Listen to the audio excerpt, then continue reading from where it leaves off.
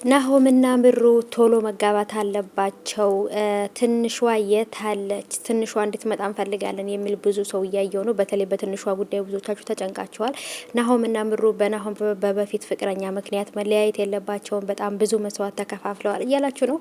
እኔ ግን የእውነት ፍቅር አለ በቃ በጣም ነው የምንወዳቸው ሁላችንም እውነት ለመናገር እና ጆከርና እንግዲህ ሰኒ ደግሞ ያደረጉት ነገር ሌላ ትልቅ ወንጀል ውስጥ ነው፣ ትልቅ መጥፎ ውሸት ውስጥ ከባድ ውሸት ውስጥ ገብተዋል። ራኬብን ለመዋሸት እየሞከሩ ነው።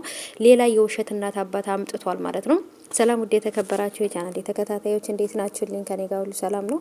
ሰላማችሁ ይብዛልኝ ባላችሁበት ውድ ቤተሰቦቼ። ለዚህ ቻናል አዲስ ከሆናችሁ እንደተለመደው ቤተሰብ ሆኑ ውዶቼ። ሀሳባችሁን ኮሜንት አስቀምጡልኝ፣ ቪዲዮውን ላይክ አድርጉት እና እንግዲህ ምህሩ አንድ ሀሳብ አንስታለች ለአባቱ ለናሆም አባት እንግዲህ እናቴ ናሆም እና አንቺ ካልተጋባችሁ እያለች ከዚህ መታ ከሄደች በኋላ ስለ መጋባታችን ጉዳይ ነው ስታወራ የነበረው። ስለዚህ እኔ እናንተ አብረን መሆን አለብን መጋባት አለብን ምናምን ብለዋለች። የጽናትንና የኪራን አሸ ወይና ነው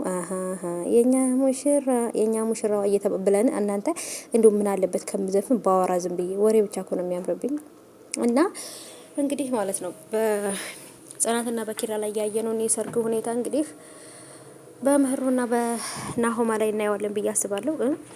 ሀይሎጋው ማለት ነው ያን ሀይሎጋ ይደገማል ብዬ አስባለሁ። እንግዲህ ሰኒና ጆከር በነገራችን ላይ እኔ እንጃ የነሱ መጨረሻ ምን እንደሚሆን ራሱ ማሰብ ራሱ በጣም ከባድ ነው እውነት ለመናገር ማለት ነው። አሁንም ሌላ ውሸት እየዋሹ ነው። ይሄ ውሸታቸው ደግሞ መጨረሻ ላይ ምን ሊያመጣባቸው እንደሚችል ራሱ አላወቁም።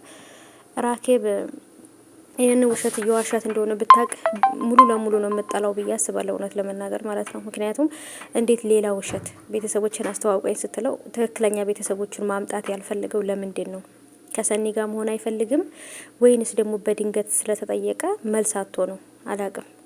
ሀናም እንግዲህ አሁንም ረብሻዋን ቀጥላለች በጽናትና በኪራ መሀል ላይ። አሁንም ሌላ ትልቅ ከባድ ችግር ተፈጥሮ ጽናት ልትሄድ ነበር እና እንግዲህ ጽናት ተረጋጊ ነው፣ ሌላ ምንም ልላት አልችልም እውነት ለመናገር ማለት ነው።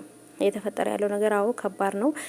ባሏ እንግዲህ ቺት ያረገብኝ ብላ ነው እያለች ያለችው። እሷም ደግሞ እንግዲህ የምታወራው የትውልድ ሀገሯ ልጅ አለ፣ በሱ ምክንያት እየተጋጩ ነበር በነገራችን ላይ ማለት ነው። ከተጋቡ በኋላ እንደዚህ መጨቃጨቅ የሚመጣ ከሆነ አለመጋባትን እመርጣለሁ እኔ በቃ ዝም ብላችሁ ኑሩ እንደዚህ እንደተፋቀሩ ማለት ነው። እናንተ ለከሰው ሲጋባ ለምንድን ነው ፍቅሩ የሚጠፋው? በቃ እሷም የኔ ነው ብላ ስላሰበች ከኔ ውጭ ሄድን ብላ ስለምታስብ ነው ወይንስ ደግሞ ስለምትወደው ቅናት ነው?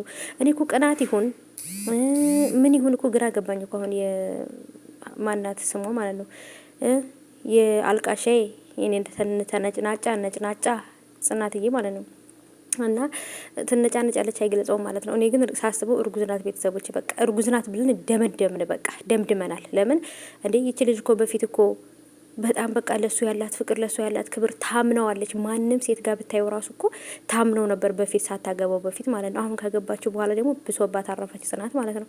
ወይኔ ጉዴ እናንተ በቃ ትዳር ሊያስጠላኝ ነው።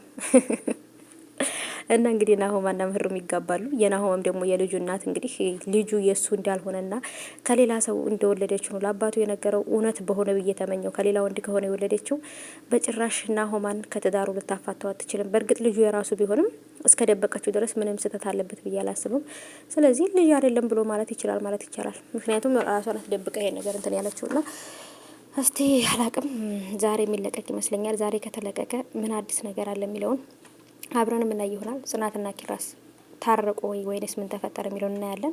ኪያይም ታማለች። ትንሿም ደግሞ እያየናት አይደለም። ትንሿ የት እንደሆነች አናቅም። እውነት ትንሿ ካልመጣች ይደብረኛል እኔ። ምክንያቱም ትንሿ የት እንዳለች መጨረሻዋ ምን እንደሆነ ከነ ጽናት ቤት ከወጣች በኋላ ምን አይነት ህይወት ናት የሚለውን ማየት እንፈልጋለን።